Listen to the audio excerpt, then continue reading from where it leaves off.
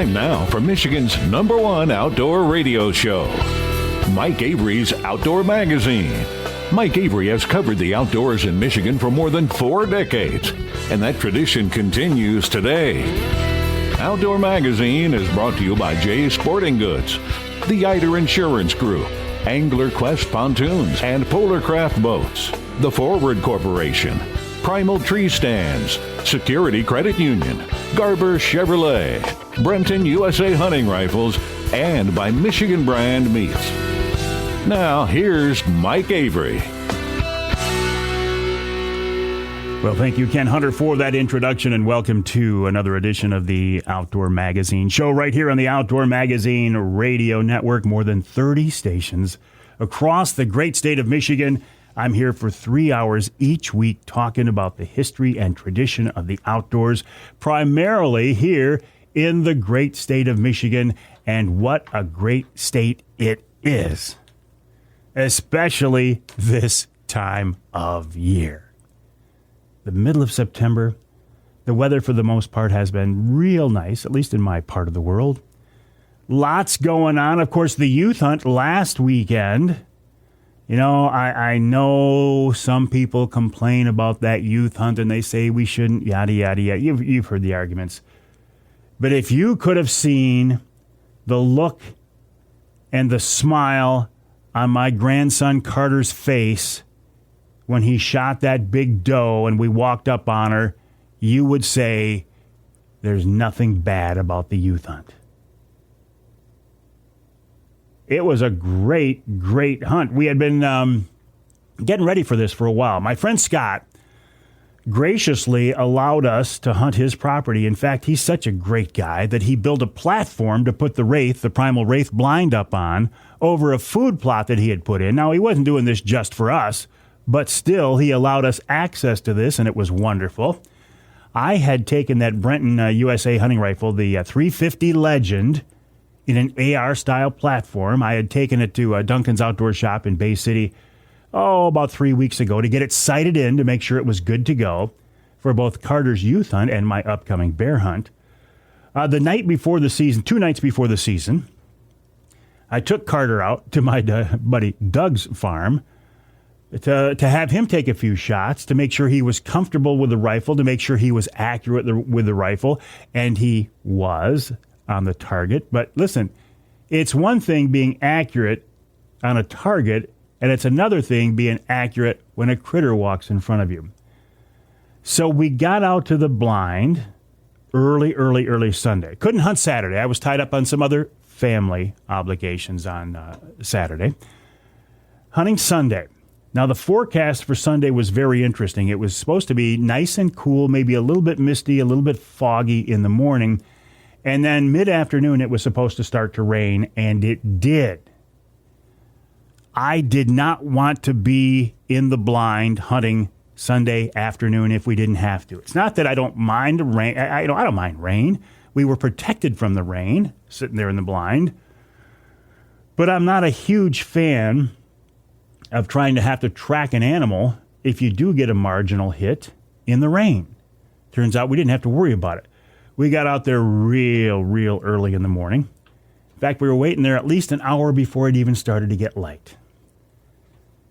Just as it started to crack daylight, I told Carter, he's like, every 10 minutes, he's like, what time is it? What time is it? I'm like, dude, why do you keep asking me what time it is? You got somewhere better to be? You got somewhere you got to go? Well, no, I just want to know what time it is, because I could tell he was getting excited. About 7 o'clock, just as it's starting to get light, and it was a beautiful morning. There was some fog in the air. I mean, I was taking pictures of the sunrise. It was so beautiful, or what was going to be a sunrise.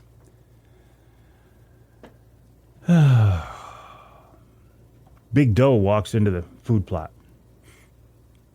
I said, Carter, there she is. I'm looking at her with binos and like, she's an adult doe. She is a valid, viable target, because Scott only wanted us to take does, and I respect that.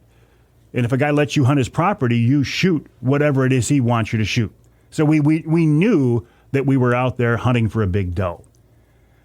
She came out of the woods into the food plot. Carter starts to breathe faster. I said, there's your doe. take your time, let her get a little closer, let her turn broadside, put the crosshairs just behind her shoulder, and squeeze the trigger when I give you the go-ahead. Now, I had planned to get this all on video, right? I had my video camera out there. I had it set up on the tripod. I had charged the batteries the night before. But I get out there that morning in the dark, and I go to turn it on, and it wouldn't turn on. Well, it turns out the battery did charge, but when I put it in the camera, the on switch was on, so I had a dead battery. So the doe comes in there. I wait for her to turn. I say, okay, whenever you're ready. Carter squeezes the trigger. Bam! Doe runs off. I said, Carter, I don't think you hit her. Because she ran away like she wasn't even touched. He said, Grandpa, I hit her. I said, dude, I don't think so. He says, Grandpa, I'm telling you, I hit her. He said, I hit her good. Okay, put the safety on the gun, lean it up against the blind. We're going to sit here for a couple of minutes, let the woods calm down, and we'll go out there and see if we find blood. Well, that's exactly what we did. And you know what? He was right. He hit her. He hit her all right. My buddy Scott has said, listen, he has a friend named Cody who has a tracking dog. And he said, unless that doe drops in her tracks, if you don't mind, I'd like to call in Cody and his tracking dog just for practice, for a practice run. I said, no, I'd love to see this happen. So Carter told me he had a good hit. We had good blood, but we brought the tracking dog in anyway, just, for practice. About 60 yards off the food plot, there she lays with a perfect shot between right through both lungs.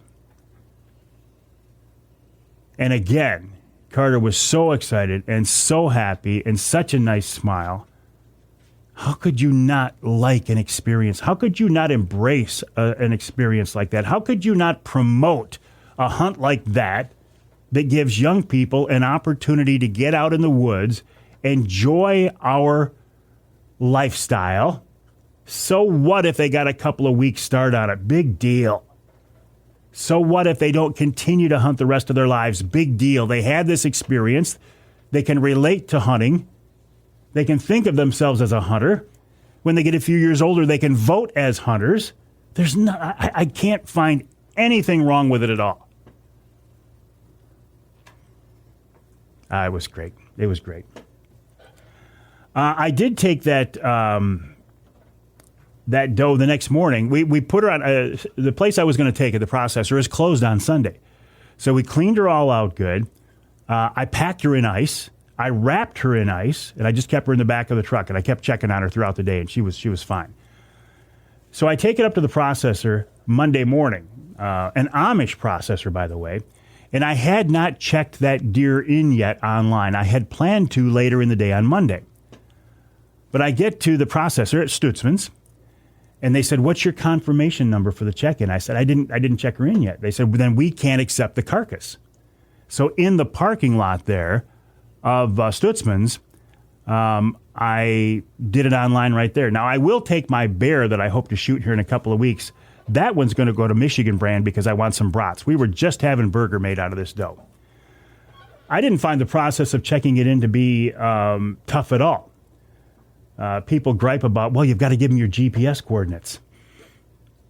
That doesn't bother me, but if it does bother you, I'll be completely honest. I only have one experience with this app. If that does bother you, it looks to me like you can fudge it a little bit. I told them what county I was in, and then you can move the cursor on where the exact harvest was anywhere you want. Now, I want to give the DNR accurate info because I want them to be working on accurate numbers and info when they make their plans for future hunts and wildlife management.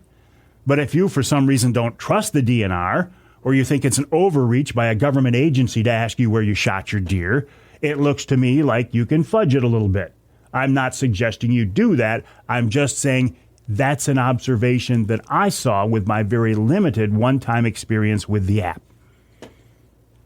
I thought it was great all the way around. Very impressed with that Brenton USA hunting rifle, that 350 Legend. To be honest with you, I have not seen a deer shot with a rifle in probably 15 years, maybe closer to 20 years.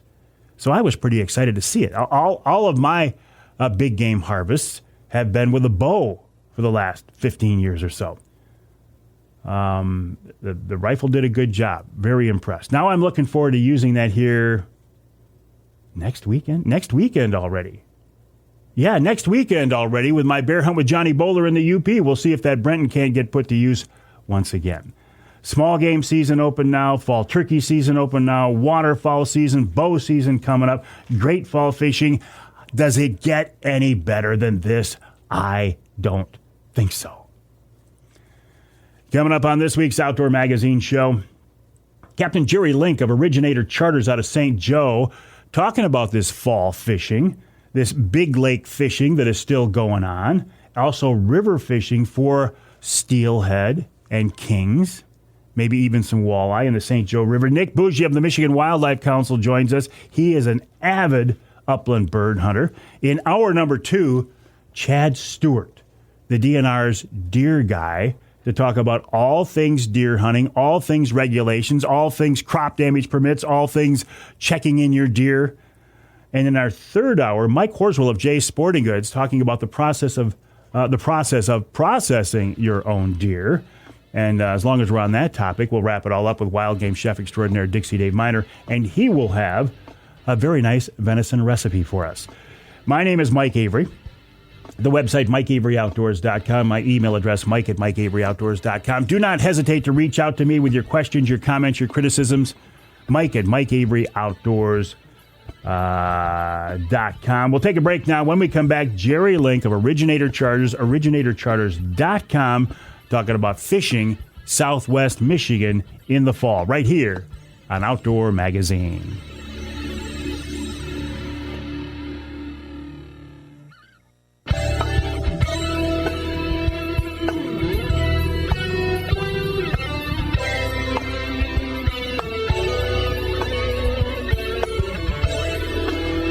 You can hear the Outdoor Magazine show in Battle Creek on WBCK 95.3 FM.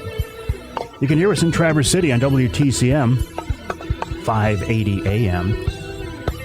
And north of the bridge in Iron Mountain, WMIQ 1450 AM. This segment of Outdoor Magazine brought to you by Boning Archery. Michigan-based Boning has been a leader in the archery industry for, 76 years now, something like that?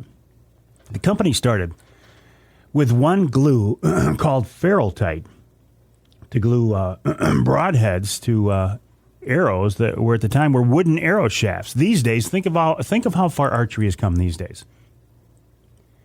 And Boning has been a leader and an innovator throughout that entire time. They continue today. I bet as you head for the woods this fall or the target range, the archery range, you have Boning products on your setup somewhere. And if you don't, I think you should seriously consider it.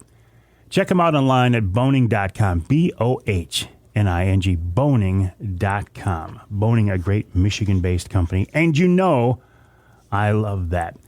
Want to turn our attention now to some great fall fishing. Yeah, it's hunting season and there's lots of hunting going on, but the fall fishing is just on fire and will continue to be right on until ice up. Last week, I had the pleasure of talking with Captain Jerry Link of Originator Charters, originatorcharters.com, on the Offshore Tackle podcast. And I thought, you know what? He would be an excellent subject to talk with on the Outdoor Magazine radio show as well. And Jerry has graciously found some time for us, and I appreciate it. Cap, welcome back to the show. How are you? Hey, great. Thanks. Listen, it was so nice talking with you on the Offshore podcast, and I would tell people to go to the Offshore Tackle website, offshoretackle.com, offshoretackle.com, where they can hear that podcast.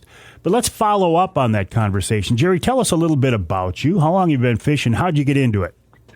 So I started fishing in the middle 70s as a little boy with my grandfather in St. Joseph, Michigan. My grandpa was friends with a lot of the pioneers, I should say, the original charter boat captains in our area, and basically, just developed a passion over years fishing with him, and just ended up turning into a career ultimately in the end. I first mated when I was younger for some of the top boats in our port, and did a lot of competitions, and just developed a real passion for it. Well, you've been doing this long enough. You've seen that Lake Michigan fishery change a lot, haven't you? Yeah, absolutely. Even, I got my captain's license in 1992, and a lot's changed even since then. For the better or the worse, Jerry? In the beginning days, when I first started fishing, I'd say 90% of our catch rate was 100% or 90 to percent salmon. And as time went on, we started catching trout along with them. And then, of course, in the 80s, when the salmon had the BKD disease and everything, we switched over to trout for a while, and then they got that under control. And then, it's just turned into about a nice mix of trout and salmon nowadays. So, how was your season for Kings this year? So early on in the season, when we expected to catch, we typically get a nice run of Kings. Typically starts in May. It was a little lackluster for us. A lot of it, I think, had to do with the weather patterns this year. I think we just kind of missed our opportunities. I think the Kings just kind of bypassed us and went on up the coast a little further than they normally do at that time. But now things have come back around, and we're actually catching some nice catches of salmon along with lake trout. So I think the way things are setting up now, I expect a really good spring for next year, especially in May. I think it's going to be a game on. There could very well turn out to be some of the best king fishing in May that we've seen in a while. When I think of Lake Michigan salmon ports, to be honest with you, Jerry, I think of the places further north, Muskegon, Manistee, Ludington, Frankfort. But you do have a unique fishery there in that southern part of the state. Yeah, we do actually. And, a lot of people forget that, the salmon tend to migrate in the southern end of the lake in the wintertime, the ones that obviously the immature kings and the coho. And so we usually get first crack at them in the spring when other ports, like you mentioned, the further north ports, they're not even fishing yet. We're already out catching salmon, in about the middle of March. What about this time of year? Folks tend to overlook, I think, big water salmon fishing and trout fishing at all of the Lake Michigan ports. Out of all of the Lake Michigan ports this time of year, they think, well, the mature fish of the Kings have run up the river and there's nothing left out there in the big lake. But that's not true, is it? No, it's not actually. Yes, there have been some have run up, but I'm telling you, as late as as of yesterday, and I have 2 trips tomorrow. There's still salmon being caught out on the lake. We've had, and so you'll catch salmon out in deep water that look like they were already in the river, and then of course if you catch some of the immature, the 2 or 3 year old ones, they're just as silver and bright as can be. Well, and those 2 and 3 year old Kings, you've got a real nice fish there. Oh, they're great for customers, great eaters. Just easy on tackle. We're just really fortunate to, like I said, to have that going on right now. Like I said, I think that indicates to me, unless something drastically changes, I think that those fish should be here next year when we start fishing again in the spring. How do you how do you find big water salmon and trout this time of year? Temperature is probably the biggest thing. If you find the temperature, you find the bait. You find the bait, you find the fish. So, and that's really how it works. If you don't have some type of a temperature probe, and when I say find the temperature, I mean the down temp. I'm talking about the thermocline, which typically this time of year, if you don't have some type of a device to be able to check your depths and your temperatures at the depths you're looking for, it makes it pretty difficult. So I use a fish hawk, and it works wonderful. It hooks onto my downrigger, and I can run it down to whatever depth I want and check the temperature and also the speed at that depth. So you're not worried too much about surface temp? No. Matter of fact, our surface temp this time right now is probably the same from the surface all the way to 70 foot down. So we're looking below that. We're looking 80 foot and on down. So are you fishing above the thermocline, below it, right in it? All of the above, I should say. Now, fish are like people. I tell my customers, we do catch some fish out of temperature, but typically, I pretty much put my baits out so that there's some below, some in it, and some above it. So just to be safe, but at least we're in the ballpark. You know what I'm saying? Yeah. Body baits this time of year or spoons?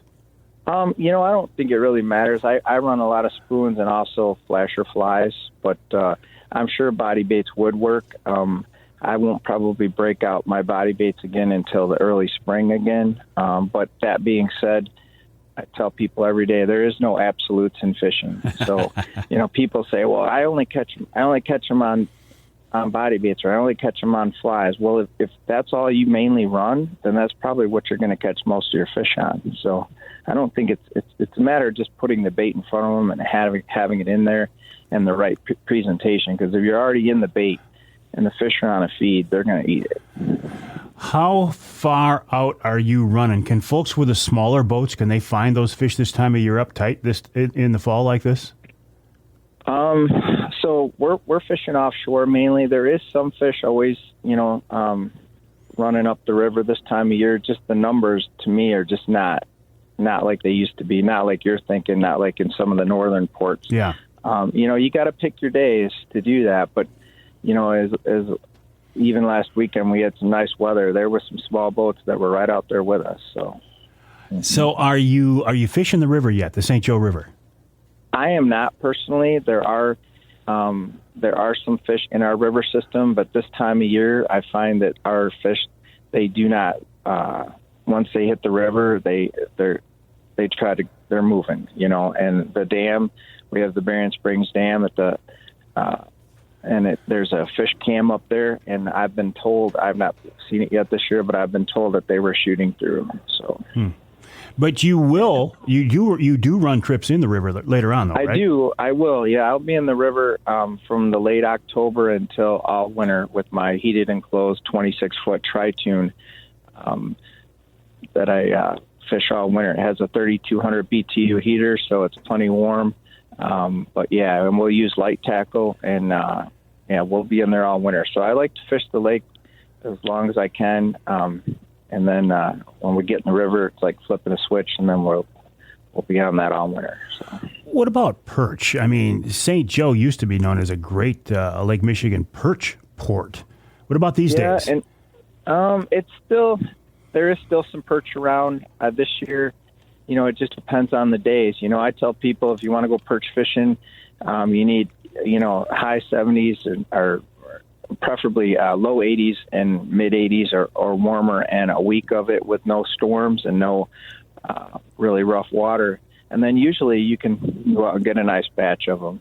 But it's not like you're thinking like it was, 20 years ago when we could just go out and, catch 200-300 at a time. You got to work for them, and you got to know, kind of have an idea where you're going. But usually we catch them in that 25 to 35 feet of water, but also this time of year I've been known that we've caught them out in 60 foot of water. But the average person is not set up for 60 or 70 foot of water. They don't even have enough line or enough sinker to get them down that deep. So the days of the perch party boats, those are gone? For the most part. I mean, we do have one in our port that will take people, but the days of just being able to go walk on a boat and with a bunch of people, I think, are gone. I think, it's a set fee pretty much from the way I understand it now, whether 10 people go or 40 people go, because it's just too tough to sit around and wait for people to, to go out like that. We're talking with Captain Jerry Link of Originator Charters, originatorcharters.com, originatorcharters.com. He's in the southwest Michigan port of St. Joe. We've got to take a break here in the Outdoor Magazine show. When we come back, we'll turn our attention to that river fishery, whether it's kings in the river or steelhead, and talk more about how Jerry finds them, how he targets them, and what that fishing is like. OriginatorCharters.com, Captain Jerry Link, more right here on Outdoor Magazine.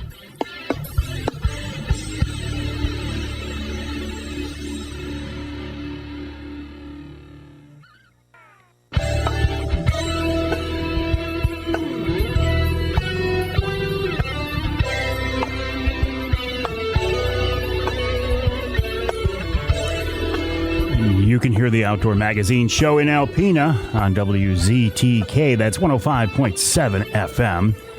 You can hear us in Lansing on WILS 1320 AM. And in the Sioux on News Talk 1400 WKNW. This segment of Outdoor Magazine brought to you by Rapid River Knives. RapidRiverKnifeWorks.us. I have a Rapid River knife in my pocket right now. In fact, it's the same knife that we use to take care of Carter's deer, my grandson Carter's deer. And he says, Grandpa, what are we going to use? You got a special knife for this? Yeah, I got a special knife, all right. The same knife I carry every day. I made sure there was a good edge on it, and it was very cool to use a Michigan-made knife, custom-made for me on my grandson Carter's deer.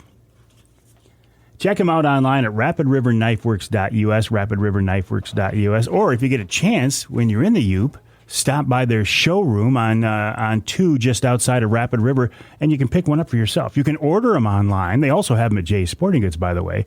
I can't say enough about this Michigan-based company, family-owned, handmade. They make custom knives. Craftsmen make these things. Just a beautiful knife and a great experience using that Michigan-made knife on Carter's doe. Again, rapidriverknifeworks.us. We're talking now with Captain Jerry Link of Originator Charters out of St. Joe, the website originatorcharters.com.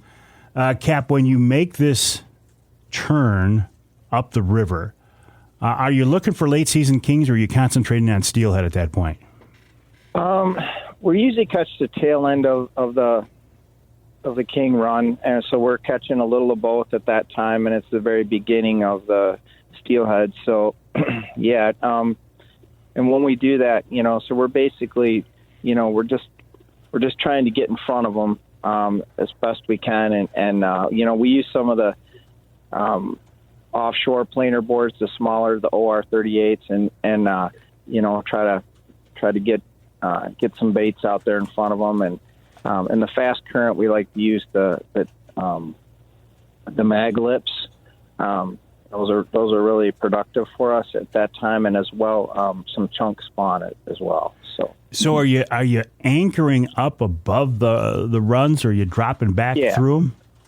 We're kind of anchoring above them at that point, just trying to basically trying to stay in, right in front of them, because when they're, like I was saying earlier, when the fish are running, they're not usually stopping at this time of year for very long. They're usually just shooting right up. So and there's 24 miles of river system between the pier heads and the very first dam, which is the Berrien Springs Dam. But you said earlier fish were getting past there. Is there a ladder they can open up and let the fish get past? There is, and they keep the ladders open the majority of the time. So yeah, there's ladders all the way to Mishawaka, all the way to South Bend.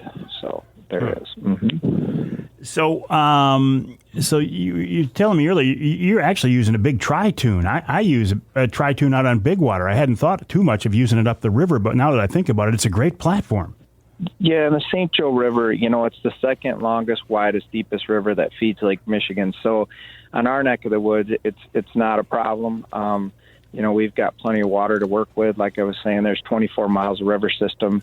And I've fished every inch of it from the Berrien Springs Dam all the way to the pier head. So, are you fishing them in the? Well, you're getting them after the spawn, then, right? At least the kings, they're done spawning, and the steelhead, they come in. They're not spawning until springtime. Right, but we're not, and we're catching some of the kings before they spawn, because, like I said, we're at the very bottom. So as soon as they come in, they're like people. Some spawn early, some spawn in the middle, and some spawn, later. So it's not like a precise. Okay, they're all going to spawn on this day. I mean, sure. I've heard the St. Joe is actually a sleeper river for big walleye too.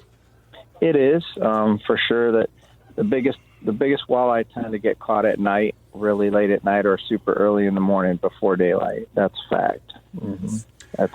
There's some nice ones caught for sure. So you don't target them. You ever catch them incidentally?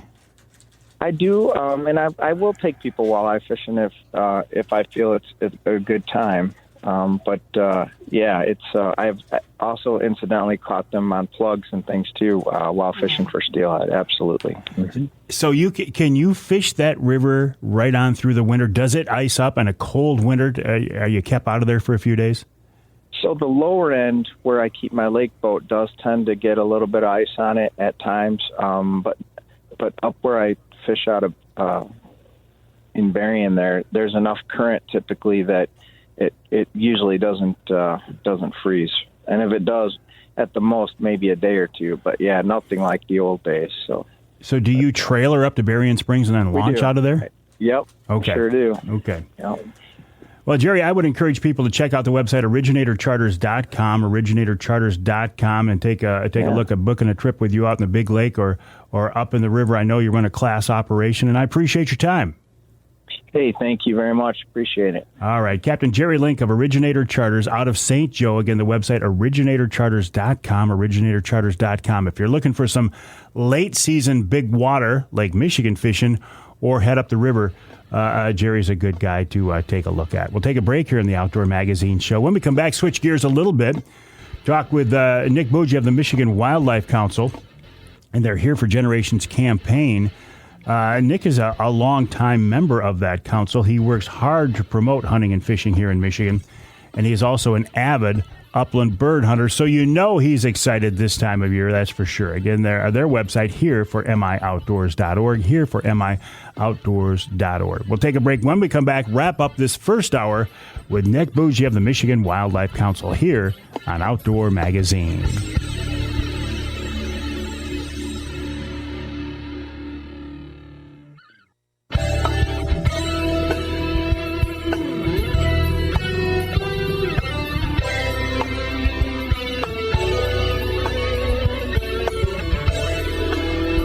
You can hear the Outdoor Magazine Show in Caro on WKYO 1360 AM and WIDL 92.1 FM. You can hear us in Houghton Lake on the Twister 92.1 WTWS. And you can hear us, let's go to Marquette, WDMJ 1320 AM. This segment of Outdoor Magazine brought to you by the Linwood Beach Marina and Campground. Linwood Beach can be your year-round Saginaw Bay fishing destination and your mid-Michigan tracker.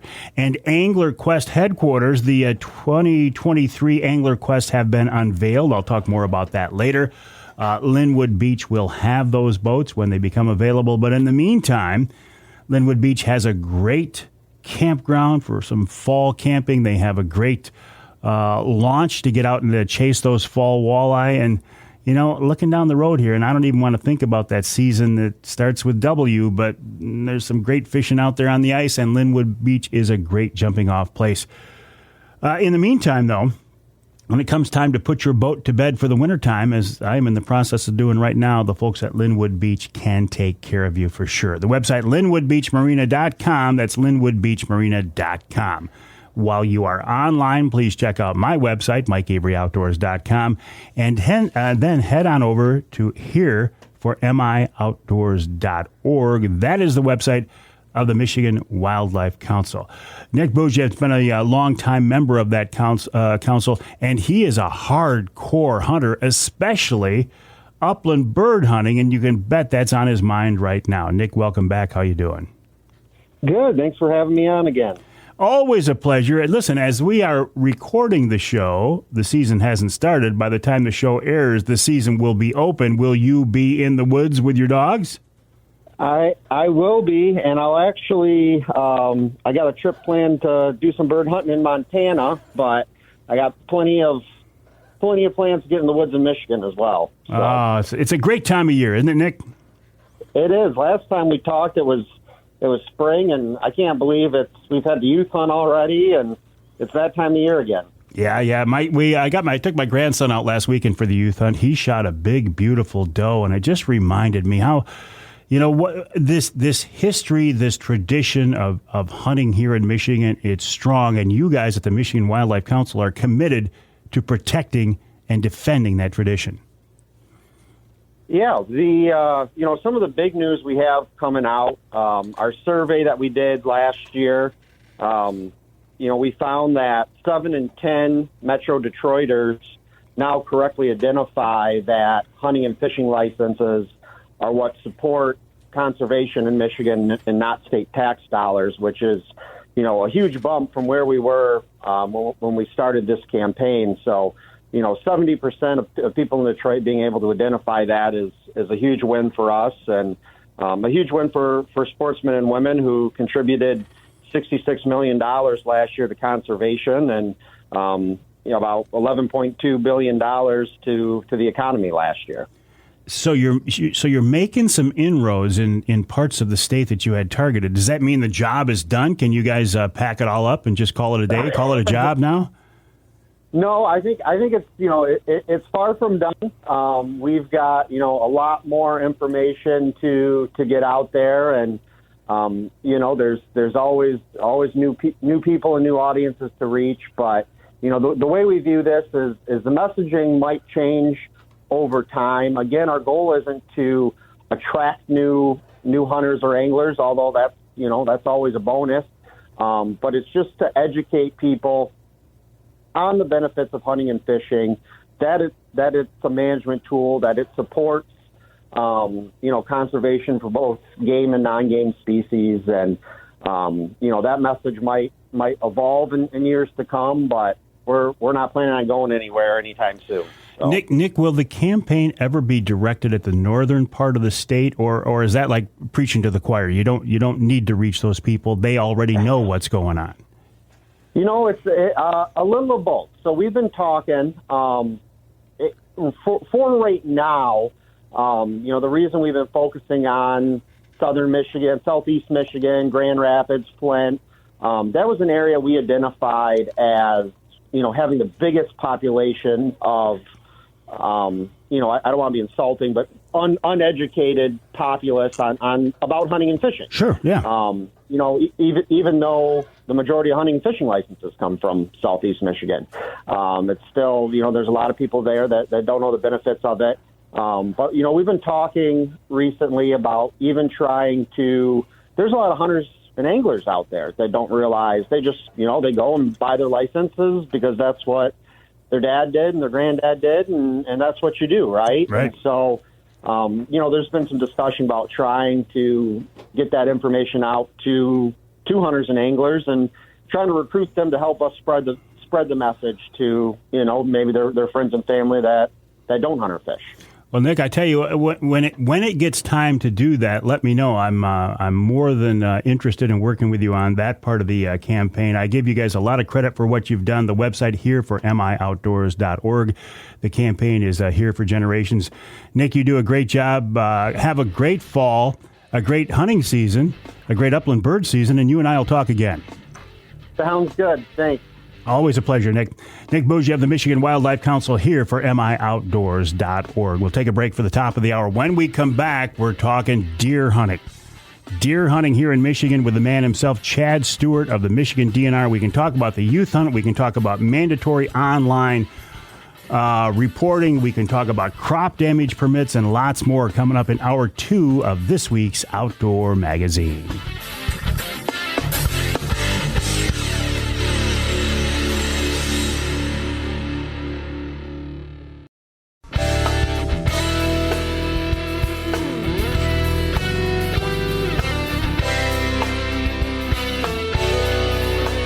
Time now for Michigan's #1 outdoor radio show, Mike Avery's Outdoor Magazine.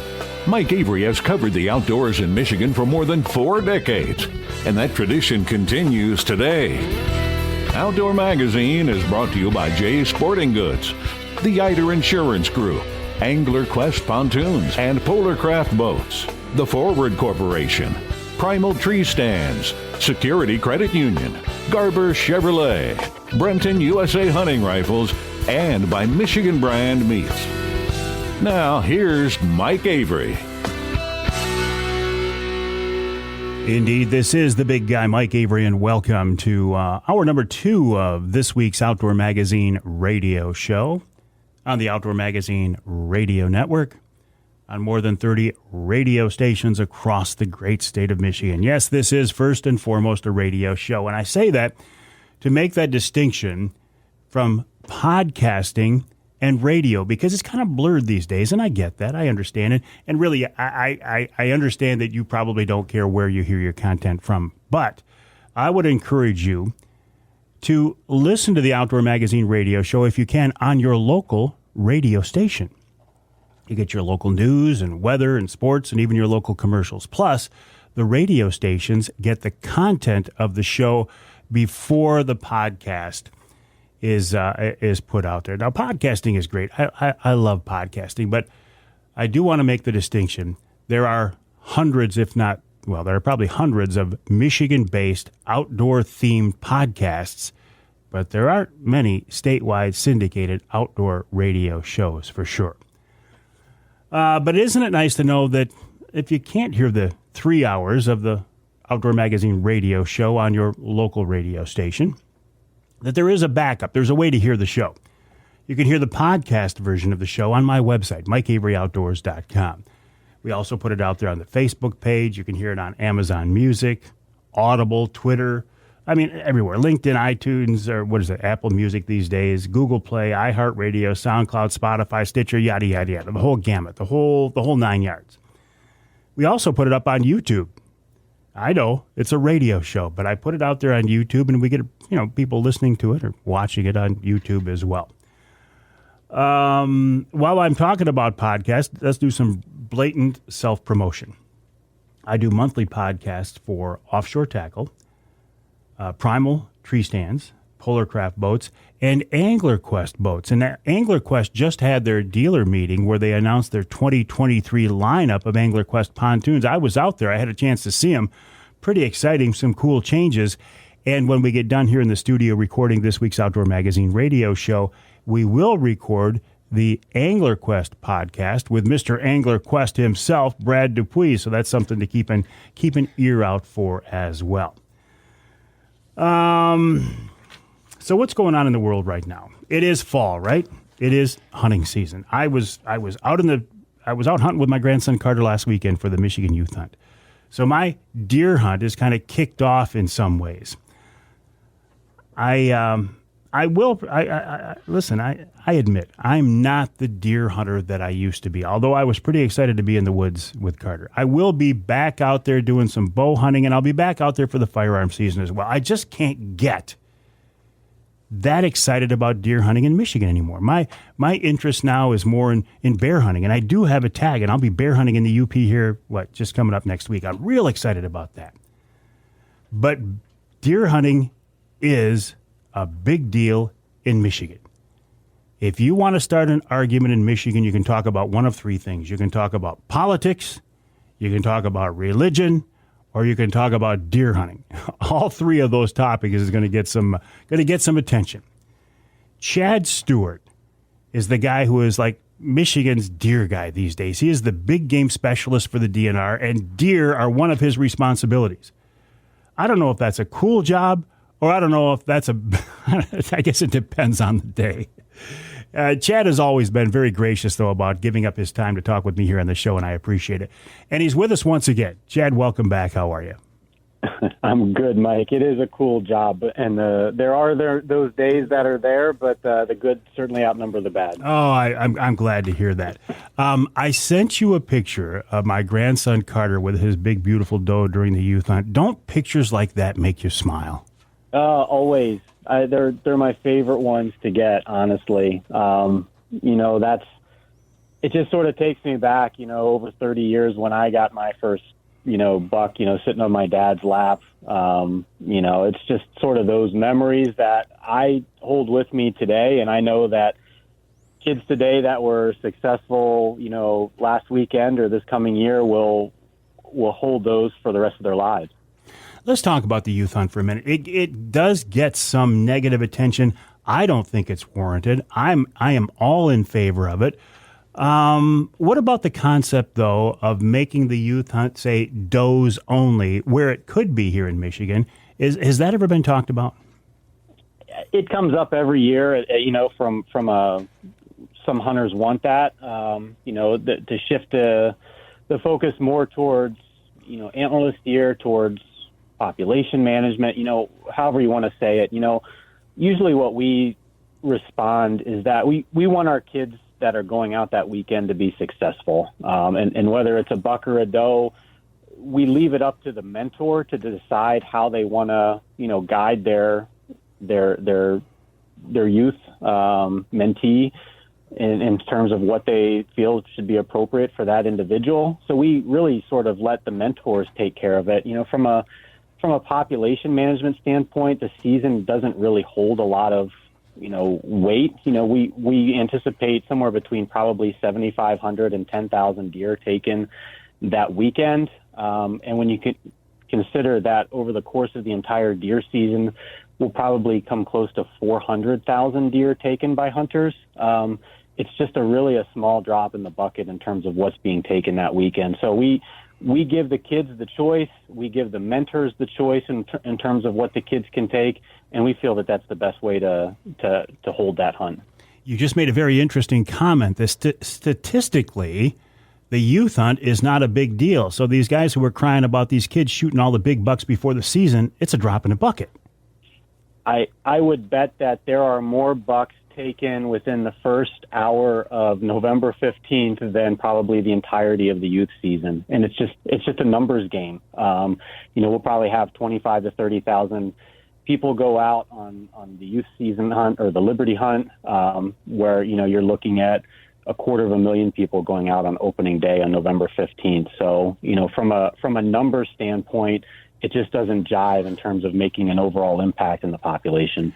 We've got a lot of things to talk about, Chad, and actually we've got some time to do it, so I'm appreciative of that. But I want to talk about another topic you and I had talked about off air a couple of weeks ago, and that's this concept of crop damage permits or farmers shooting deer legally, at least it seems, legally, out of what is the hunters' traditional seasons. Mm-hmm. How does this work? Is this a DNR program? Is there a Department of Ag program? Tell me more. Yeah, it's a lot of folks still refer to it as block permits. We call it sort of nuisance and animal control permits is the official title.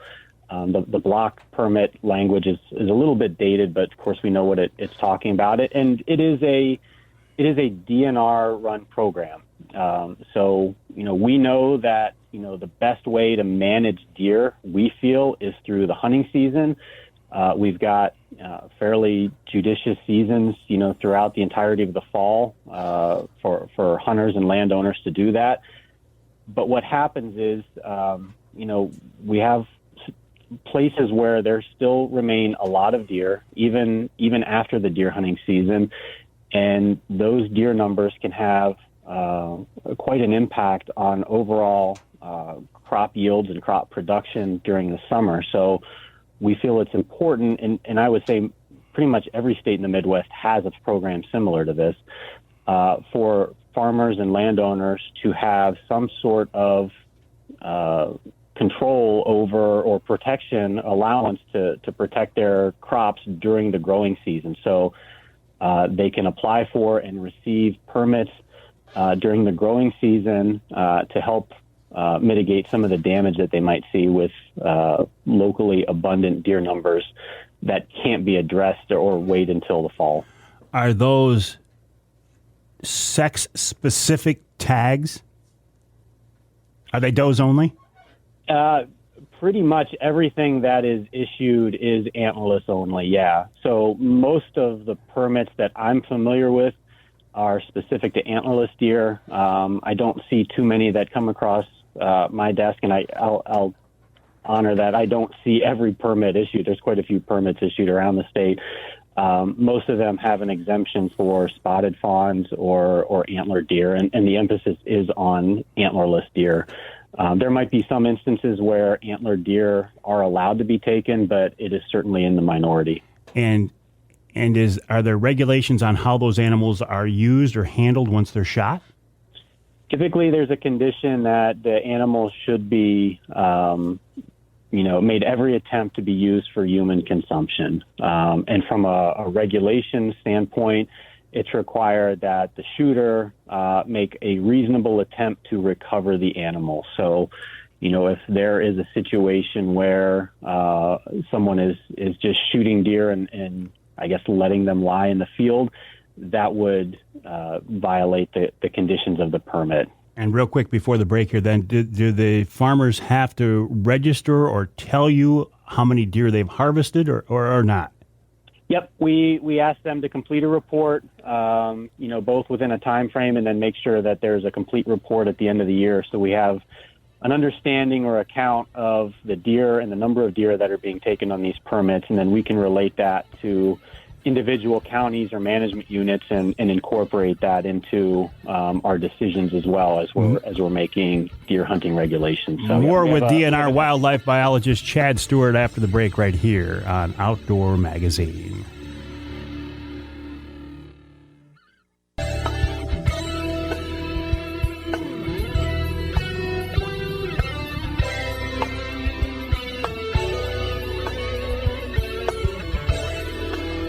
You can hear the Outdoor Magazine show in Sheboygan on Big Country Gold, WCBY, 1240 AM, 100.7 FM.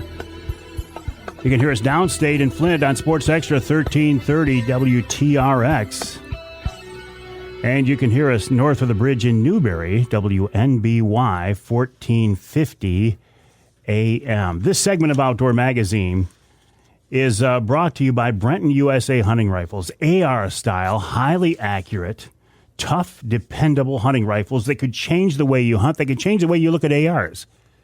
As for me, I've always thought of an AR, well, not always. I've primarily thought of ARs as defense or as fighting rifles. But man, these Brentons are very accurate. That's what my grandson Carter, in a 350 Legend, by the way, which I'm kind of sold on that. I think that's going to be a very good, very versatile caliber, a 350 Legend. They're made in Lansing, by the way, just down the road from the governor's office, which I think is kind of a hoot. Check them out online at BrentonUSA.com. That's BrentonUSA.com. If you use the promo code Avery, you can get $100 off on a Brenton. If you want to see them in person, go to Jay's Sporting Goods in Clare and Gaylord, and they now have Brenton USA hunting rifles. But don't drag your feet. Don't waste any time. BrentonUSA.com. That's BrentonUSA.com. We're talking now with the DNR wildlife biologist Chad Stewart. He's the guy who is kind of responsible for coordinating our deer hunting here in Michigan in many ways. The website, michigan.gov/DNR, michigan.gov/DNR. Chad, when you look at, I was just talking about Brenton here, when you look at the firearm harvest versus the archery harvest, I would think that firearm is significantly bigger or not necessarily. Yeah, I would call it significantly bigger. But, Michigan, and a lot of people don't know this, Michigan is typically the top ranking archery harvest state in the country. Overall statewide, or, of all the states, we typically rank about third or fourth, depending, we kind of go back and forth between either Pennsylvania or Georgia, but, and Texas is always the top one because they have so many hunters in such a big area. But in terms of archery harvest, Michigan is typically the top ranked state, almost every year. Do you keep any stats on the size of the deer? Because a few years ago, there was a big push here in Michigan for quality deer management, and it feels that's starting to take hold. I think we're seeing more, at least anecdotally, it feels like we're seeing more big bucks shot the past few years. Yeah, I would say we don't have data specific to inches grown or record books or anything like that. There's groups that sort of track that. We as an agency don't. Really what we generally track is as best as we can the age of the bucks that are being harvested. So specifically, we really try to look at the percentage of yearling bucks in the harvest and compare that to whether it's a 2.5 or a 3.5-year-old or older deer. And those are things that we try to track every year. And you're right, we have been seeing a huge difference over the last, I would say, 15 to 20 years where, back in the early 2000s, upwards of 70, maybe even 80% of our buck harvest was yearling bucks. Whereas now we're looking at maybe around 50% of our buck harvest is yearling. So we're seeing, hunters choosing to take older bucks, now than we were 20 years ago. So that evolution that you're seeing is, I think there's definitely something to that. From a management perspective, does it matter if a hunter shoots a 1.5-year-old buck or a 3.5-year-old buck? That's a great question. I think you're going to get different answers if you ask that question to different deer biologists. From a population standpoint, probably not. Either way, we're going to have a sustainable deer herd. This year and the coming years, whether you're taking yearling bucks or 3.5-year-old bucks. Now, if you are able to let those yearling bucks mature a little bit more, you will start to see sort of more natural behavior starting to occur. You're going to start to see a lot more rubs in the woods, a lot more intensive rutting. So you're going to have really, I think, what's more of an optimal or exciting deer herd and a deer herd to hunt. So I guess it depends on which lens you look through it in how you want to answer that question. What about shooting does? Now, in the old days, and I've told you this story before, in the old days, like my dad would get a doe tag and he'd burn it so nobody else could hunt them. even this year, as my grandson Carter, took a nice mature doe, I was talking to some friends at church, and they're like, well, how can you shoot a doe? When you shoot a doe, you've shot that doe, and then you've shot the fawns from future years and stuff. And I'm trying to explain to them, well, this concept of modern concept of wildlife management, it's acceptable and even preferred in some cases to shoot does. Or am I off base here, Chad?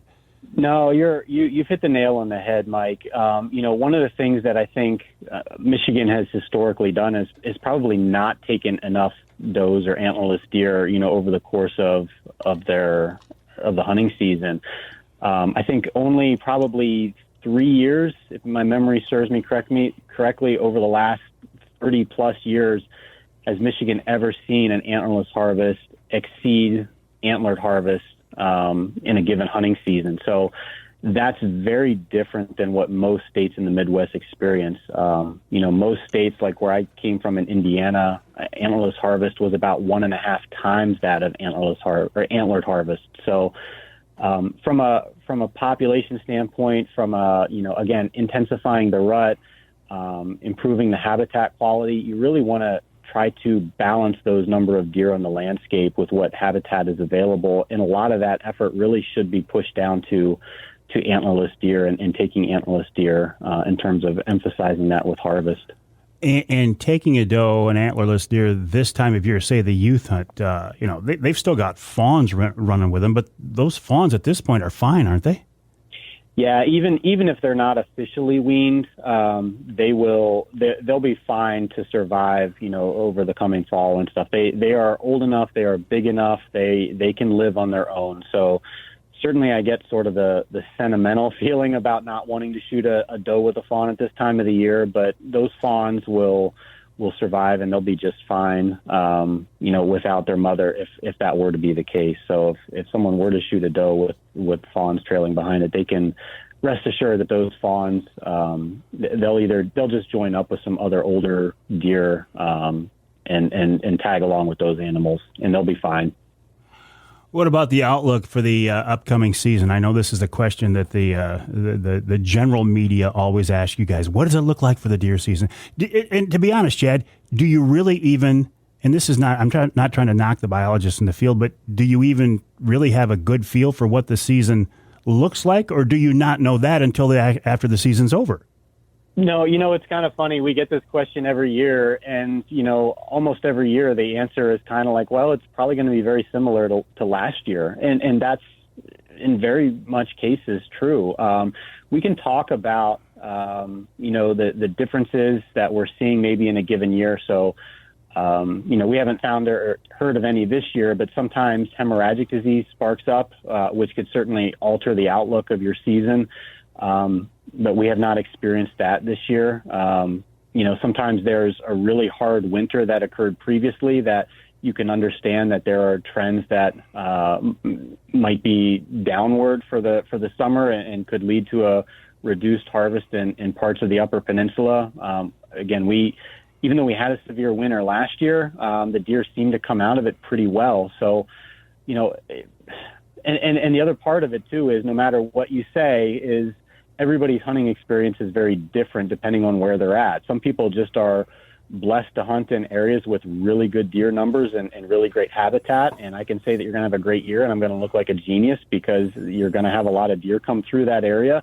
And other people aren't as fortunate to hunt in some of those locations. So I'm going to say that it looks like a great year and they're going to go out 5 times and see 2 deer and say they don't know what's going on. So there's so much variability baked into, where you hunt regionally and where you hunt locally that it can really impact your overall experience in the hunting season. So we really try to focus on getting out, scouting, diversifying where you hunt, because if you have one spot and that spot turns out to be a dud, you don't want to be locked into that spot for the entirety of the deer season. You want to be able to go somewhere else. So that's really how we try to answer a lot of things. And I can go into other details if need be, but no, I like that. I like that answer rather than give the pat answer that you would give to the broadcast TV news. No, let's not go down that road. I don't want to go down that road. But I think you nailed it though, as far as what your season, how you describe your season is so individual and so personal. Because I've seen this, you could have if you see a bunch of deer or you shoot a couple of deer, man, you had a great season. But if people in the next section over had a different experience, their season is completely different. So, yeah, I get what you're saying there. Let's go back to the UP for a minute, though. There is this debate in the UP about what is the biggest factor determining the herd there. Is it predation? Or is it winter? And Chad, I'll tell you, I got a lot of friends in the UP who say the wolves are taking a bigger chunk out of that deer herd than officials are willing to admit. I've heard those same stories. Yeah, absolutely. And you know what? I think any conversation in the UP has to include predators. And, I think when you talk about, UP deer management, I know everybody wants to talk about wolves, but, I think it's also important to talk about coyotes. I think it's also important to talk about bears. That has to be all of the conversation, not just really pointing the finger at one species per se, and not saying that species isn't important to folks up there, or, they want to focus on that, but we really need to take a look at predation throughout its entirety. But again, you sit there and look at, the trends that we see and what has the ability to impact deer harvest the most in the UP. And what we see is when we have really severe winters, the following years are the years that we tend to have fewer deer harvested in those years. So, I think you have to have a holistic discussion about deer management in the UP rather than just focusing on one thing, because I think that tends to oversimplify the conversation a little bit. And the UP can be a very complex area in terms of winter, diversity of predators, the yarding behavior that can sometimes be experienced, and the habitat availability. So I think all of those things need to be included in the discussion. Chad, I got to take another break. You got some more time for me? For you, yes, sir. I like the way you answered that. We will take a break. We're talking with Chad Stewart, wildlife biologist for the Michigan DNR, michigan.gov/DNR, michigan.gov/DNR. As long as Chad's got the time, I've got the questions. So we'll get into that after the break right here on Outdoor Magazine.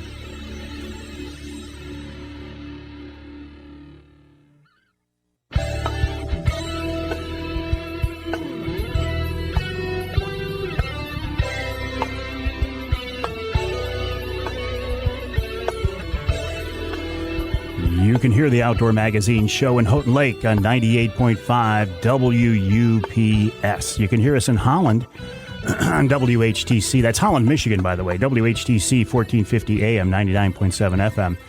Although in theory, you could actually hear the Outdoor Magazine show in Holland, the country, via the podcast. So how cool is that? And you can hear the show in Port Huron, PHM 1380 AM. This segment of Outdoor Magazine brought to you by MUCC's On the Ground program. OTG is a program to improve habitat for fish and wildlife across the state. For details, check out the Michigan United Conservation Club's website. It's MUCC.org. That's MUCC.org. And if you want to save 25% signing up to become a new MUCC membership, use the promo code Mike, all caps MIKE, and you can save that 25%. Right now, we're talking with DNR wildlife biologist Chad Stewart. He's the DNR's deer guy. Chad, can you believe we've gotten this far into the conversation and we have not talked about CWD once? It's actually kind of refreshing. It is. I appreciate that, yeah. But I brought it up now. So, I mean, listen, at one time it was like the sky is falling. We're going to lose our deer herd. And it wasn't just here in Michigan. It was across the country. Are we learning more about this now? Is it not the concern it was early on? No, I don't think I'd go that far. It's still, I think, a tremendous threat. I think it's still a concern that we have for, long term for the future of our deer herd. One of the things that was sort of brought up several years ago is that it could, potentially lead to, extinction of whitetail deer. And I think we have shifted off of that a little bit. I think, in sort of reviewing some of those papers, some of those models, I don't know if it's going to necessarily lead to extinction, but that doesn't mean that it won't have impacts on, the future productivity of your deer herd. It won't have an impact on numbers of total deer that you are able to hunt. So it won't. There's nothing that's really showing us that it won't have a long-term effect at this time. But, the thing with CWD, and I think the thing that everyone needs to think about is that it moves glacially slow.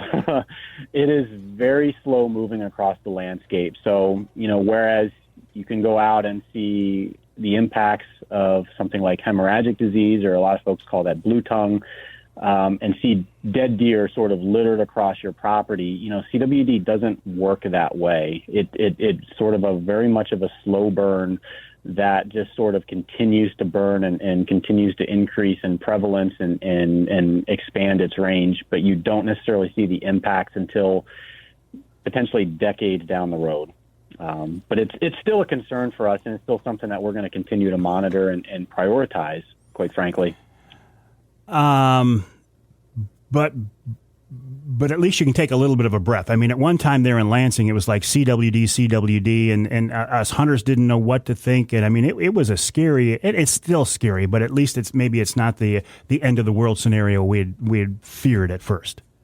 Yeah. So there was a time, especially when we first discovered CWD. There was a lot of interest, concern, thought on how we would be responding to that, and certainly. We did some things and have certainly worked hard to do that. We wanted to take it very seriously, and we wanted to certainly show that. But, I think there's so many states now that are dealing with CWD, that might be one of the things that maybe we sort of expanded too much, and maybe we caused a little bit too much concern right away when, yes, it's important. Yes, it's something that we need to consider to monitor. But at the same time, this is something we're going to have to live with for a long time. So we need to sort of take the right approach to live with it and do the things that we need to do to try to minimize the impact in the future. And certainly that may be a different tone than what certainly when it first was discovered here in Michigan. And no EHD this year? We've not had any reports. Now, there are states below us. I know Ohio's confirmed it. Indiana's confirmed it. I'm sure there's a few others down there as well. But we have not had any reports in Michigan. So continue to cross our fingers on that one. I'm going to offer you something, Chad, that in 35 years of radio I've never offered anybody before, and that's to do one more segment which would give you the entire hour. Are you willing to do that? Wow, how can I turn down that offer? That's, I would be a fool to turn that down.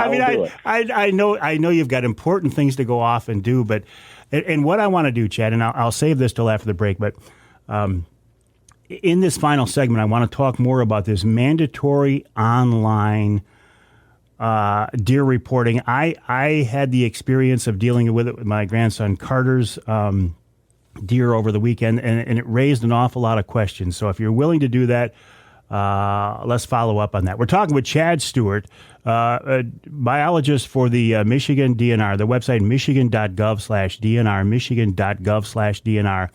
And the new thing this year is you have to go online and do a mandatory reporting of your harvest. Now, this is something a lot of Michigan hunters have been calling for a while. I'll be honest with you. Personally, I think it's a great idea. I've hunted in other states, and it's been done for years there. And people have griped about the fact, well, the DNR doesn't know. The DNR doesn't know. Well, now they implement a system to help them gain more information, and people are griping about that. What they're saying is, they come up with all these excuses, and then they say, well, I just hope the DNR will actually use this information for the purpose they set. Well, I'm going to pose that question to Chad and more coming up after the break right here on Outdoor Magazine.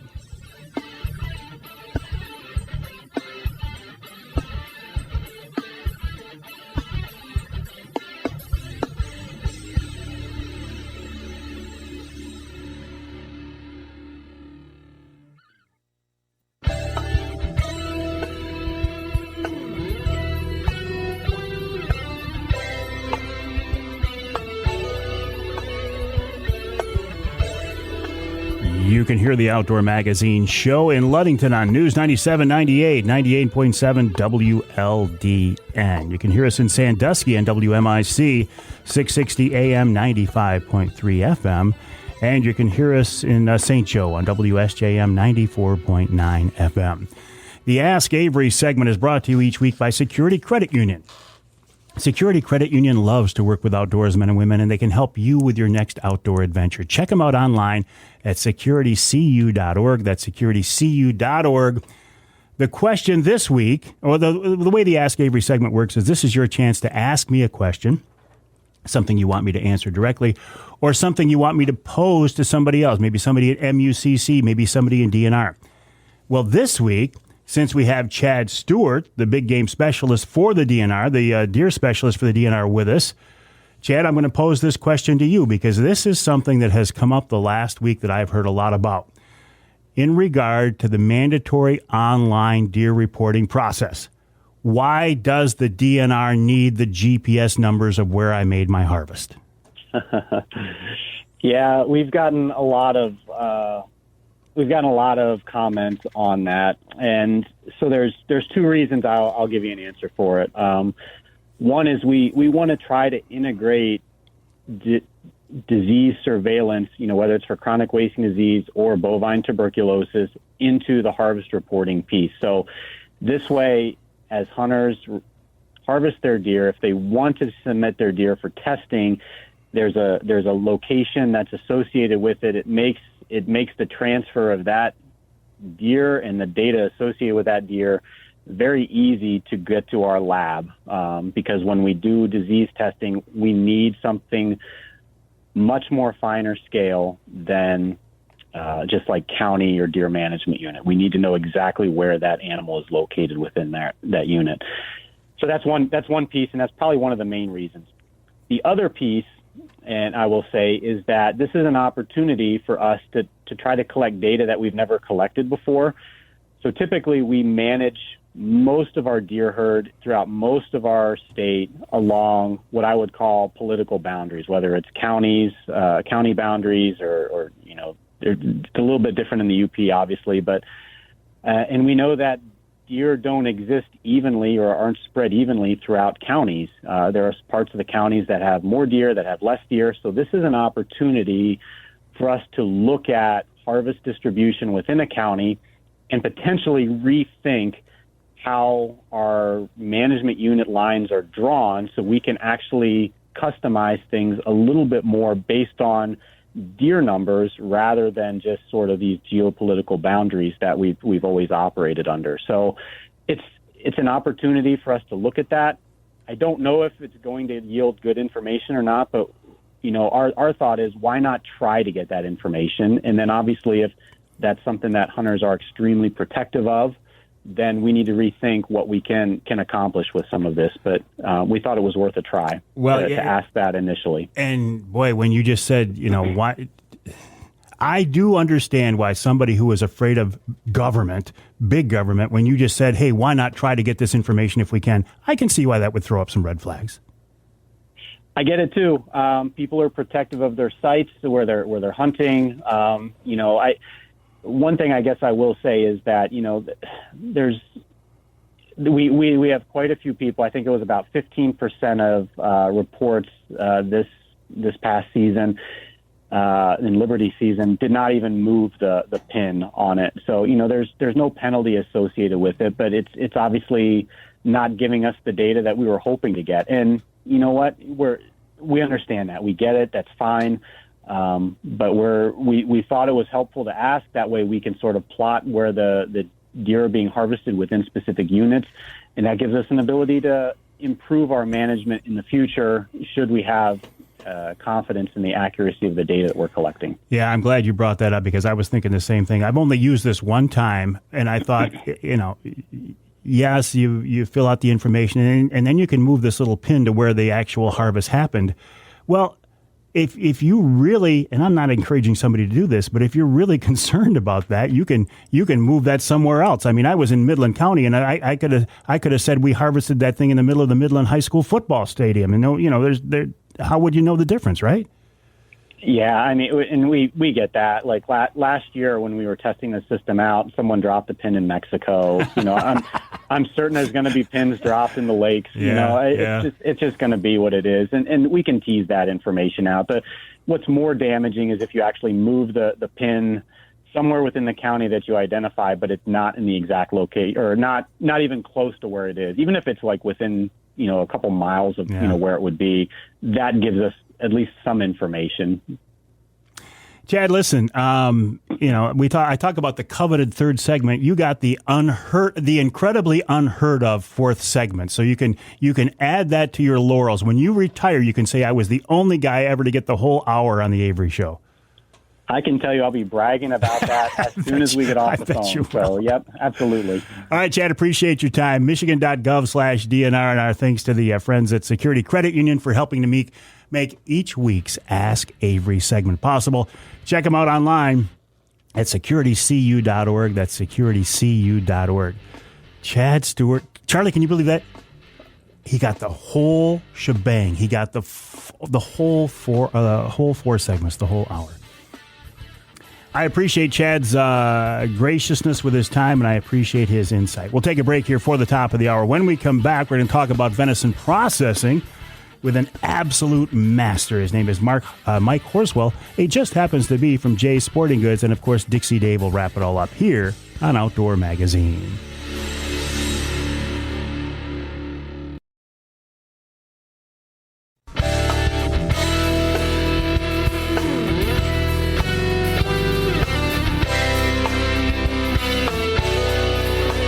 Time now for Michigan's #1 outdoor radio show, Mike Avery's Outdoor Magazine. Mike Avery has covered the outdoors in Michigan for more than 4 decades, and that tradition continues today.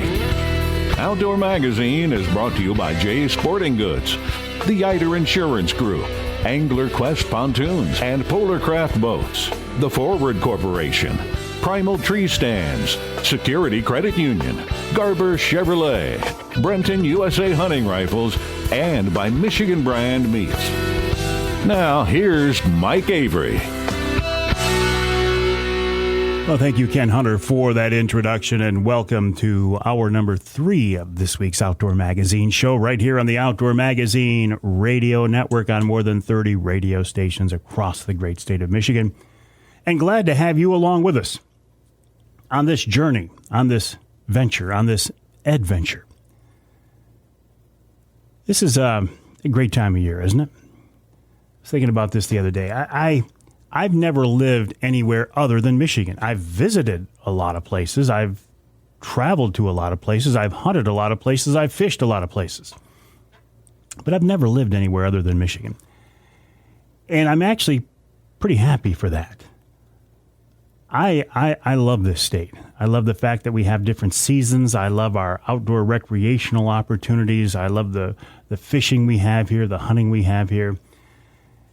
And I don't think there's a better time of year than right now September, one of those, I call them shoulder months. It's not summer. It's not quite fall, although we're getting pretty darn close, right? But you just so many different things to do. Fall fishing is great. The hunting seasons are in pretty much full swing now. I was in the woods, in the deer woods, in a deer blind. In fact, at Primal Tree Stands Wraith 270 with my grandson Carter last Sunday morning. And he shot a beautiful doe. Big old, mature, beautiful doe. Made a good, quick, clean, humane killing shot on it. We field dressed the animal. We cleaned her out really good, really well. Now, I've always said that the harvest does not determine whether an outdoor adventure is successful or not. You don't have to catch a bunch of fish to have a good fishing trip. You don't have to shoot a critter to have a good hunting trip.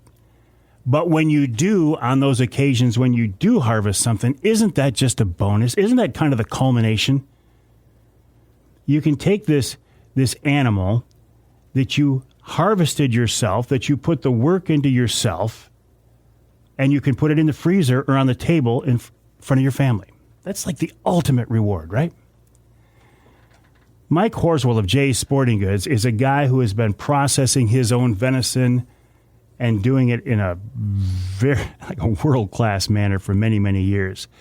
And I always enjoy having him on the show this time of year to give us some tips on how to better enjoy and process and take care of our own venison. Mike, welcome back to the show. How have you been? I've been fine, Mike. Thank you. Always a pleasure to have you on, especially this time of year, my friend. It's a great time of year, isn't it? Yes, definitely. This is an exciting time of the year for anybody who enjoys the outdoors. It's a transition time and getting close to ending summer and moving into fall where there's a lot of opportunities to get out and really enjoy the outdoors. Remind me, what department are you working in at Jay's these days? I'm in archery, working in archery, and it's our time to shine right now. We've been busy. We're really gearing up to get into the rifle season, and of course August, September are very, very peak times for the archery department, so that's where I've been spending my time. It's got to be crazy in there right now. Yes, there's a lot of folks getting around. There's a lot of people getting excited. We see a lot of new people that are new to the sport, which is kind of a good thing. We're glad to see that. We're glad to help the youth get going with their stuff. It's an exciting time of the year. Are the new people coming in, Mike, are they coming in, are they buying crossbows? Is that how they're getting into it, or are they buying compounds? We've seen both. It's amazing how many people that we've seen that have never shot a crossbow before that are trying it out, but there's certainly a lot of traditional people that would rather shoot a vertical bow, and we support them in that. We help them both ways, but there's a lot of new people that are just taking up the sport, so that's exciting to see. Oh, it is. That's good to see. When it comes to the venison processing side of things, does it matter to you or anybody who takes care of their own deer whether it was shot with a gun or a bow? Is that a factor at all? Not at all. A clean kill is key to the quality of the meat. However, there's ways that you can clean it up regardless of the method that you use to harvest the animal. There's a little bit more waste on a firearm shot deer as opposed to a bow seasoned deer. I know throughout the years I'd much rather work on one that was harvested with a bow just for the cleanliness factor. You don't have as much hemorrhaging. You don't have as much damage to the connective tissue between the muscle groups and all that. So it's much cleaner to take care of one that was shot with a bow, typically. And is it obvious when you get into these animals how much you have to cut away from that entrance and exit? Is that something that's going to become very clear? Yes, it's fairly clear, but you really need to be mindful of the firearm shot deer, especially with some of the ballistic tip loads and some of the loads that are out there now, the fragmentation that can get into the surrounding area around the wound channel. You don't want any bits of that bullet or anything. That's something to really be mindful of. Cut around. Don't be afraid to discard anything that has been bruised or has possibly any bullet fragments in it. You need to really be mindful of where the wound went through the animal, and don't be afraid to discard anything that might be a little bit suspect. I got to believe, Mike, the key to getting the best venison on the table starts when you're still out there in the field or in the woods, doesn't it? Yeah, there's no doubt about that, Mike. Good field dressing. Educate yourself on how to properly field dress the animal. A quick, clean kill is key. When you harvest the animal, go ahead and get it field dressed. If you can get it bled out really well, if you can hang it up and get it cooled down as quick as possible, all those things will add to the quality of the finished product for sure. Well, you can't always cool them down though, right? Because last weekend with my grandson, it was warm and we really didn't have a place to hang it. So what we did is I packed it in ice. I put ice in the body cavity and then I wrapped it in ice and put it in a tarp. And actually, it worked out pretty well. Yeah, that's an awesome way to go. If you have any means to cool it down, whether it be ice, whether it be put it in a cooler, there's nothing wrong with immediately dispatching the animal. I always prefer to let them, hang a little bit and leave the hide on if I have that luxury. But when it's hot or warm and you're out in the field, a lot of people don't have that luxury. So what you did is a perfect example of a good way to cool it down and cool down the whole carcass and ensure the quality of that meat. Let's talk about hanging a deer for a minute, though. I mean, there's a lot of reasons to do that if you can, right? Absolutely. It allows all the bodily fluids, whatever residual blood or whatever things you have that need to drain out of the animal. The better you can get it drained out, the better your end result's going to be. I know we've all seen, anybody who's cut their own deer have seen the difference between a deer that was immediately dispatched, skinned, and put in a cooler and didn't get to hang as opposed to one that hung for a few days. Because when you get done cutting it up, on one that's hung a few days and bled out properly, there won't be a big mess on your cutting board. There won't be a whole bunch of liquid. There won't be a whole bunch of blood and other things there. So it does make a huge difference. If you can let it hang out, it really helps the quality of meat, and it also allows those meat fibers to start breaking down a little bit. So you may even, enjoy a better degree of tenderness if you can let them hang a little bit, if you have that luxury. And how long? Here's the question. How long do you let them hang? Based on the weather, if it's getting cool enough, if it's down to, 50 at night and you can keep it in a shaded area, the key is to keep the flies off of it. Even if it's 65 during the day, if it's in the shade and it's getting cool enough at night, and I prefer to leave the hide on for the reason of keeping the flies off it and helping preserve that meat and allowing it to break down, you can let it hang for 5 days or better without any problem. And during the firearm season or, middle of bow season, when it's getting only up to 50 during the day and down in the 40s or lower at night, you can go a solid week, 10 days without any fear of anything. But by all means, monitor the condition of the carcass. And it'll naturally have an off smell just from the body cavity where you field dress the animal after a few days. Sometimes you may see a little bit of mold forming just on the interior where it was field dressed. Well, that gets discarded and removed anyway, so don't be put off by that. And, of course, any animal that's been harvested that is set for any amount of time, it's going to have a little bit of an off smell, but that doesn't mean that it's spoiled or that the quality of the meat internally has been compromised. In fact, once you get the hide off it and get all the tissue that is not so desirable, that needs to be carved away, you'll find that the quality of the meat is still very good. One last question on the hanging. Head up or head down? I prefer head down for 2 reasons. It's easier to start around the hind quarter hocks, start skinning, take the tail off. It's much easier to bring the hide down, get around those front shoulders, and take it right down the neck to the head. You take the hide off with the head, you have a clean carcass to work on. There's no problem with when you start around the neck and you hang them by the head, you get a lot more hair around there. It's much more difficult to navigate around the front shoulders.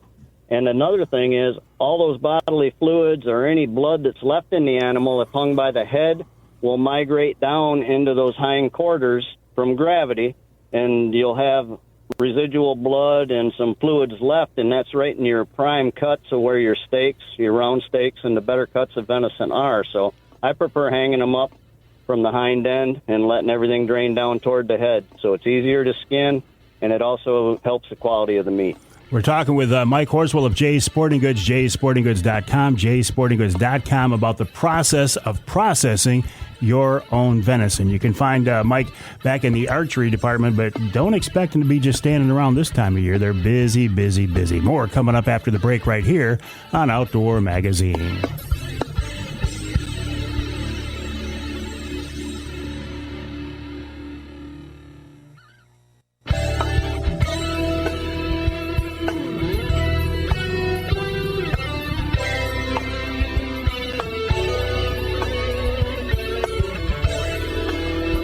You can hear the Outdoor Magazine show in Muskegon on WKBZ. That's 1090 AM. You can hear us in Tawas on WIOS 1480 AM, 106.9 FM.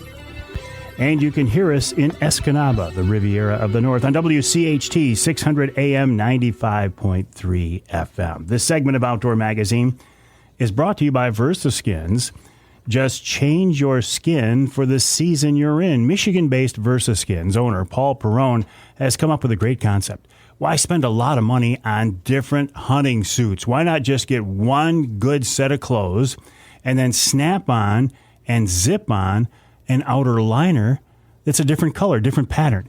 You can go from snow camo to blaze orange to waterfall to anything you need. Check them out online at versaskins.com. That's versaskins.com.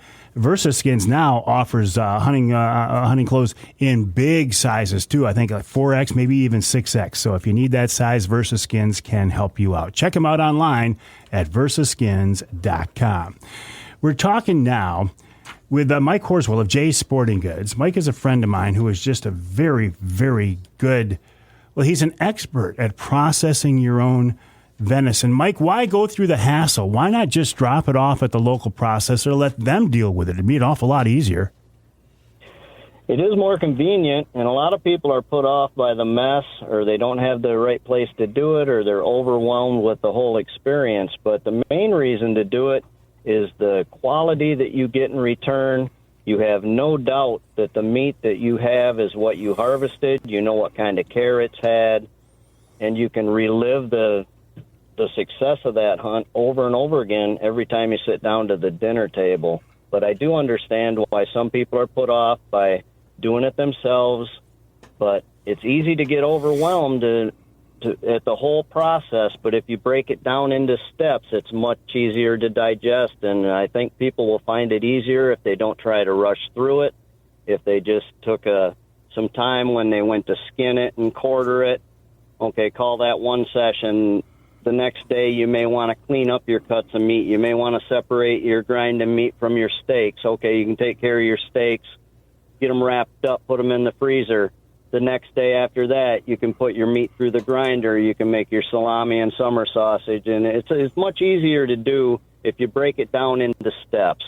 So I think people would find it easier to do themselves if they took that mindset, as opposed to you have this animal hanging here. You need to knock it out in an afternoon and get it all done and cleaned up. It can be very overwhelming. Yeah. I see what you're saying. Don't. It's like eating an elephant, right? You don't look at the whole thing. You take it piece by piece by piece. I see what you're saying there. And again, absolutely. Going back, it starts in the field. You talked about that. Okay. You talked about hanging it.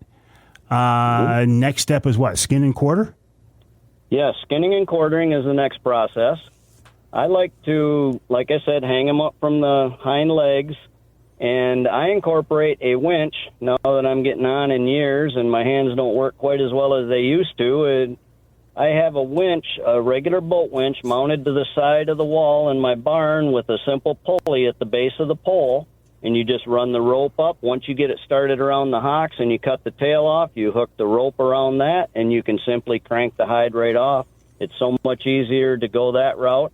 And another benefit to that is once you get it around the front shoulders and down to the head, if you're doing this by yourself, you leave it hooked up and you can start taking off the different muscle groups and start the quartering process, and that, in fact, holds the whole animal for you, so it's much easier to work on.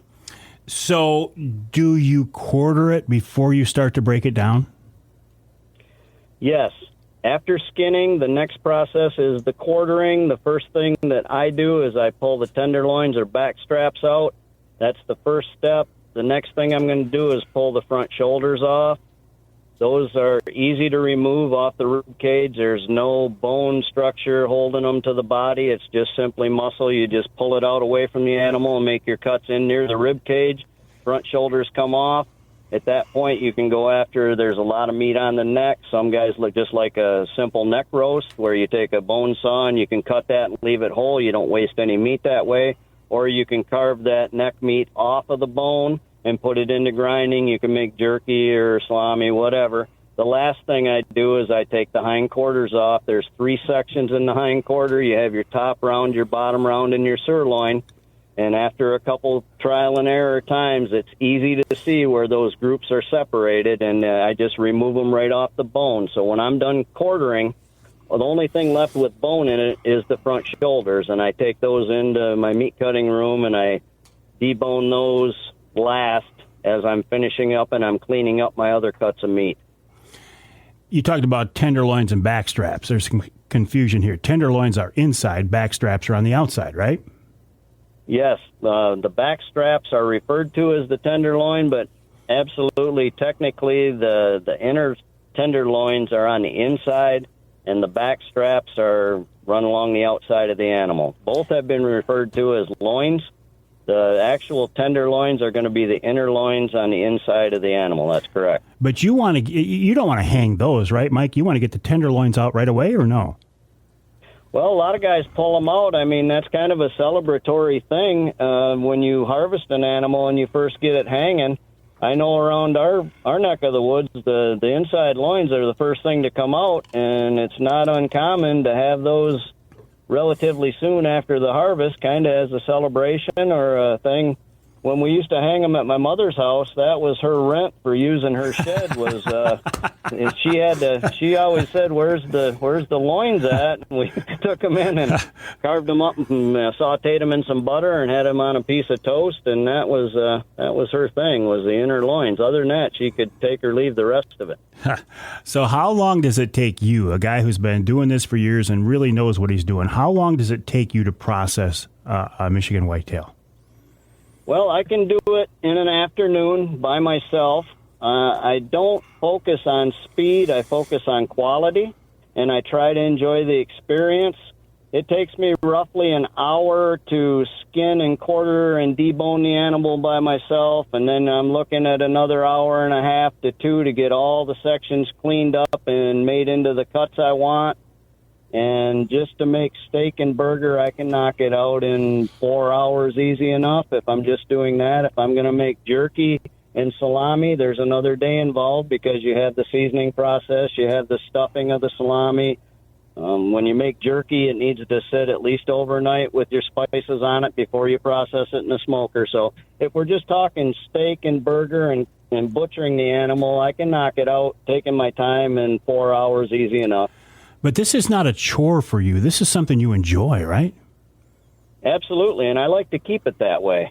You know, for years I did it for friends and associates, and I did it when my children were younger. It was my Christmas money, so I did it for friends I worked with, and people around the area knew I was doing it, and I kind of did it for cash, and that was my Christmas fund. And I got to the point where I was knocking out 30 or better a season. And besides working my regular job and then doing that, it got to be such a grind that it really took a lot of the enjoyment out of it for me. So I really don't do that. I consider it more of a hobby now and a passion, and I enjoy the finished product, and I really love to help educate others along the way on doing their own as well. So how much meat are we going to get from the average Michigan whitetail? Your average yearling buck on a clean kill, you should be looking at just over 40 to 50 pounds of meat if you do a good job of getting everything off it that you can. One that's been shot up, say that deer, we're talking an average yearling buck that may, you know, and when you weigh your deer, you got a good idea what they weigh. People have a misconception about how much a whitetail actually weighs. I mean, you drag the thing out of the swamp and you'd swear it weighs 250 pounds. Yeah. When the reality is that's dead weight, even when field dressed. Your average deer around mid-Michigan anyway, your yearling bucks or young bucks are not going to go much over 110, anywhere from 95 to 115 pounds. So on a deer like that, you're looking at a solid 40 pounds of pure meat cleaned up that's usable as long as it hasn't been shot up too bad. Your nicer 2.5 to 4.5-year-old, more mature bucks, it's not uncommon to get a solid 60, 65 pounds of meat off one of those. If it field dressed at, say, 160 to 175 pounds, you should be able to, get a good solid 65, 70 pounds of pure cleaned up meat off of that animal. Even at 40 pounds, that's a lot of meat. That's a lot of pure meat that's all clean and pure. And if you're making salami and you're adding some pork butt to it or whatnot, then that makes it go a little bit further. If you like adding pork to your hamburger, then that'll increase your poundage as well. So, yeah, pure, cleaned up meat, 40 pounds is really quite a bit. Well, and let's talk about burger. I mean, at our house, when we have venison burger, it's venison. We don't add anything to that. It's not as greasy as your store-bought stuff, but we like it that way. Sure, and that's a good way to go. And anymore, with all the contaminants that you can get from adding meat to it, I think you're better off just leaving it pure ground venison. And the quality of the venison is going to be much better if you remove any of that silver skin connective tissue or any of the layers of fat. It's not like a beef or a pork where if you leave that fat, it enhances the meat or it helps the meat. With venison, it's the opposite. You'll get a tallowy off taste. That's where you get degrading in your quality if you leave those on. So it's important when you do clean up your cuts of meat, get all that silver skin connective tissue, the real obvious stuff.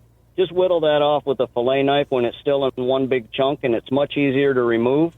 And pure ground venison is a great source of protein, and if you use that in spaghetti sauce, chili, sloppy joes, tacos, anything, yes. You don't need to add anything to it. If you just want to patty it up and have it in a pan, don't cook it too fast. Maybe throw a little water in the pan, put a lid on it, and you won't have any trouble with it drying out. Mike, always great advice. And now, of course, we're recording this just before lunchtime, right? So now you got my mouth watering, so I'm having a hard time talking.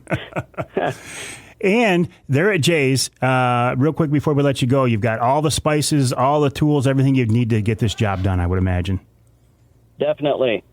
We carry a full line of grinders, sausage stuffers, all my favorite spices and seasonings. I get all my supplies here for all sausage making, all jerky making.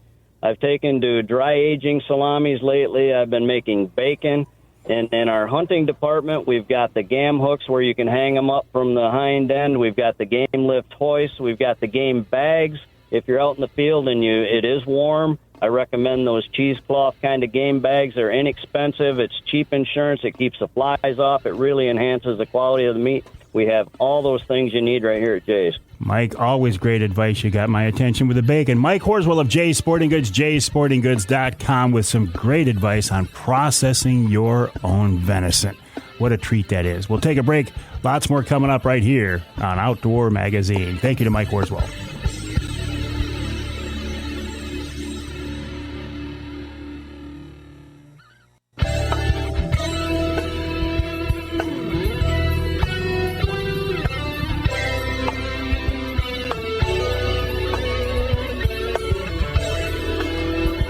You can hear the Outdoor Magazine show in Manistee on WMLQ 97.7 FM. You can hear us in Manistique. That's funny. Manistee and Manistique, not to be confused. Manistique in the Yoop on WTIQ 1490 AM 95.3 FM, and you can hear us downstate in Saginaw on WSGW AM and FM 790 AM 100.5 FM. I'm in the studios of WSGW right now.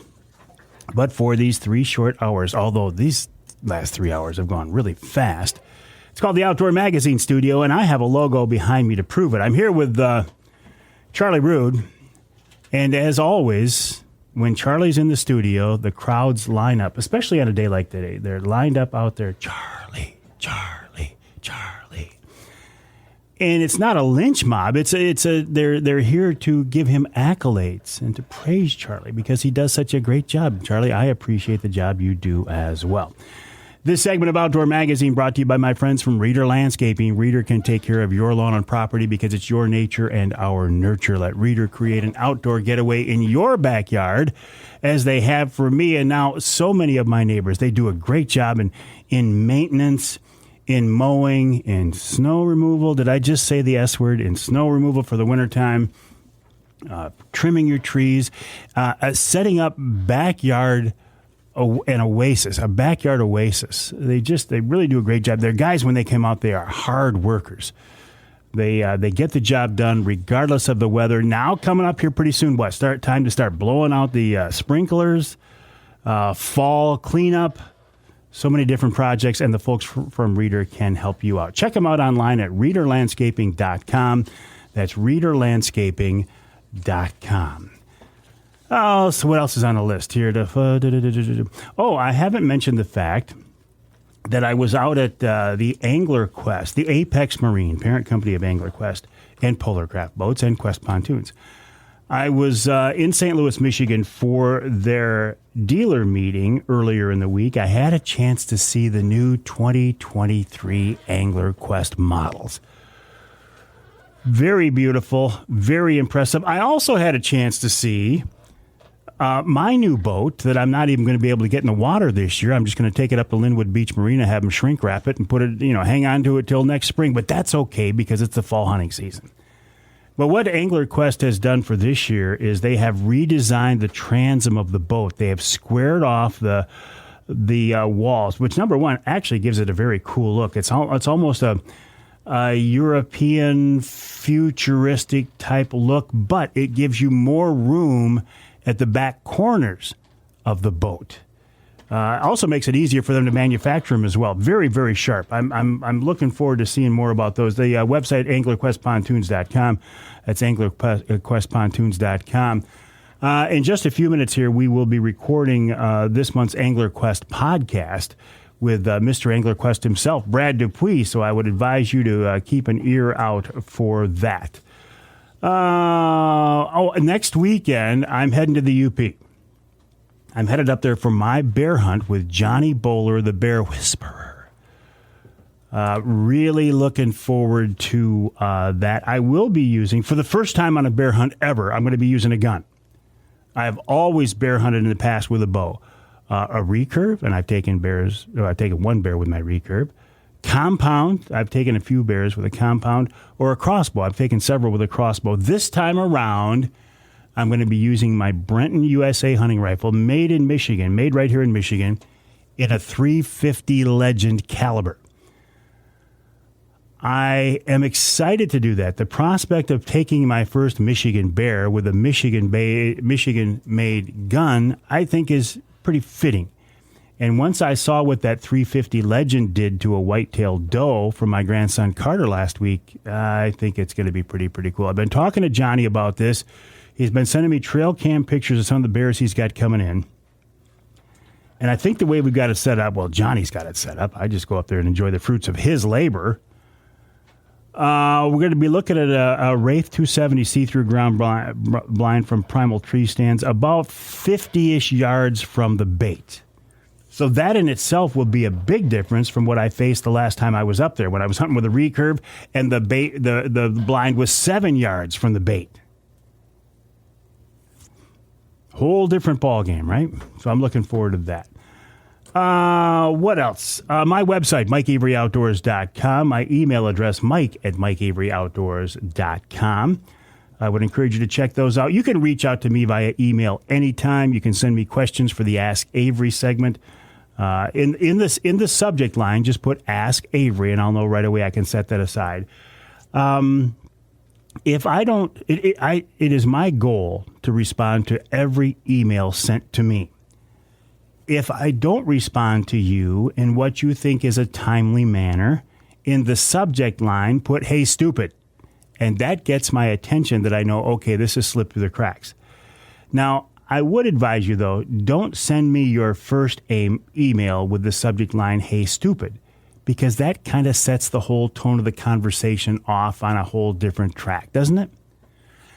I do want to show your pictures, too. We've had a really weird time with Facebook lately. Facebook, I hate Facebook.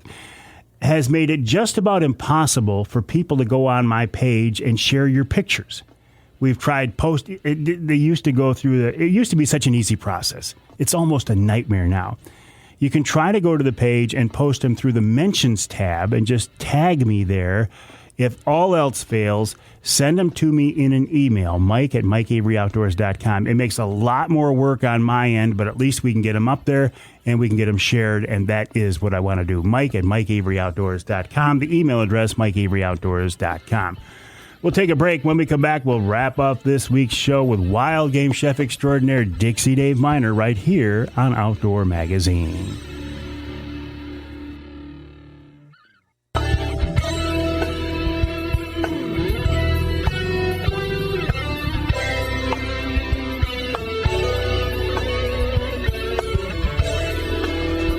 Welcome back to Outdoor Magazine. My name is Mike Avery. So glad to have you along with me. It is truly a pleasure and a blessing to sit in this chair for 3 hours each week, talking about the outdoors, the history and tradition of the outdoors here in the great state of Michigan, and occasionally beyond.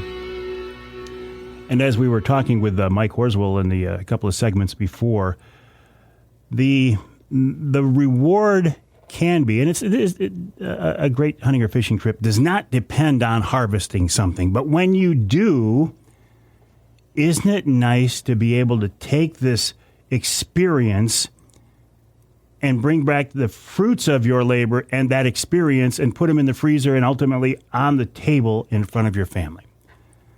Nobody, I repeat, nobody does that better than wild game chef extraordinaire Dixie Dave Minar, and he's with us to wrap up this week's show once again. David, welcome back.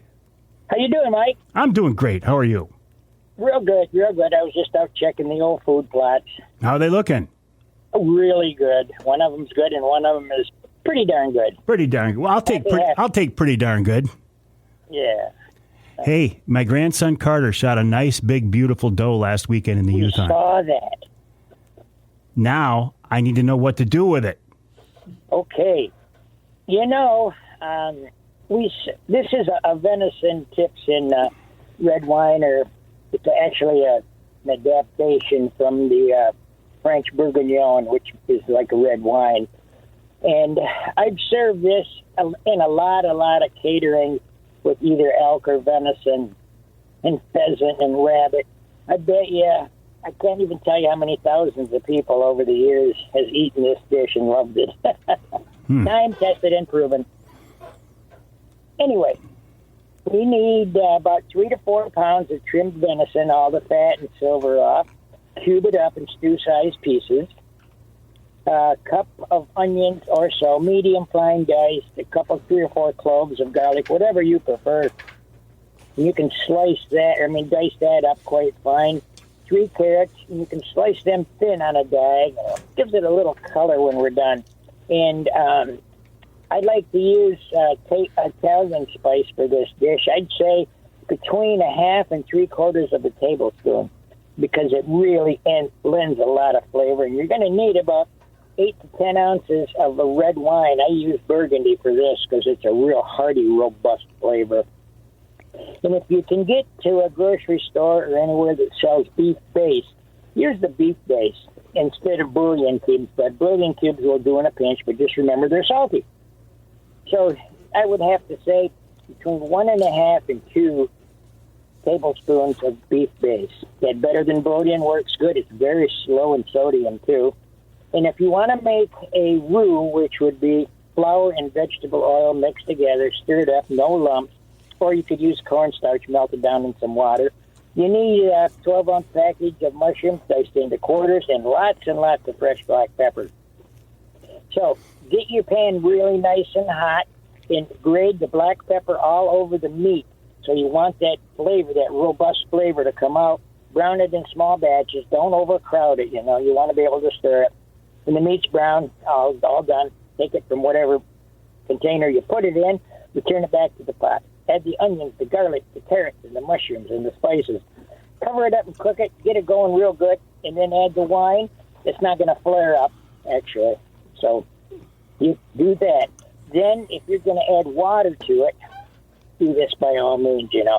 Or if you wanted to make a small batch, you could use a couple of cans or jars of the gravy. It's up to you, whatever you want to do.